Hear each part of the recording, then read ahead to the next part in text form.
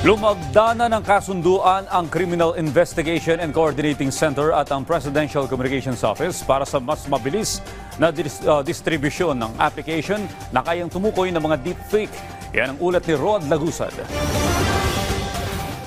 Isinasapinala ng Criminal Investigation and Coordinating Center ang guidelines para sa kanilang application sa pagtukoy sa mga deepfake. Ayon kay CICC Executive Director Undersecretary Alexander Ramos, kaka-acquire lang na naturang technology na ito. Paliwanag ni Ramos, ilulunsod na ito sa mga susunod na araw dahil kinakailangan na agad na itong may pakalat. Kaugnay nito, lumagda na sila ng kasunduan sa Presidential Communications Office para sa mabilis na distribution nito. Ito yung distribute namin to independent checkers, no? For the public to use, no? For the different stakeholders. Sa atin yung streaming, kasi streaming content yung atin, makikita mo actually within 30 seconds na, uy, deepfake to. Anyan, nasa proseso na sila ng accreditation ng mga partner stakeholders na magiging katuwang para sa pag-report ng mga ito, kung saan kasama dito ang media.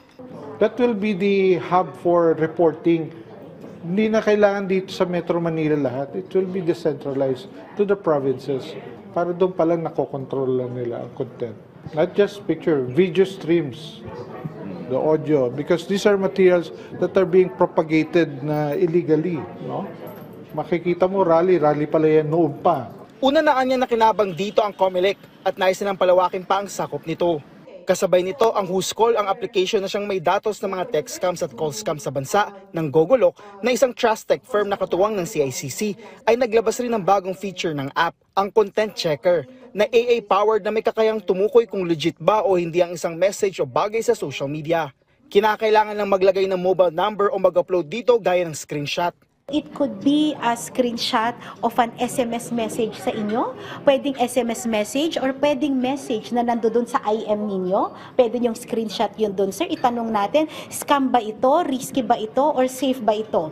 Other things would be, pwede rin tayong mag-lodge ng mga URLs o yung mga web links po, pwede rin pong domains, or pwede rin po yung nakikita natin sa social media, it could be a Facebook page, di ba? Totoo ba tong Facebook page na to? Kung saan ang picture na naturang page ay pwedeng i-upload dito para malaman kung ito ba ay totoo. Rod Lagusad, para sa Pambansang TV sa Bagong Pilipinas.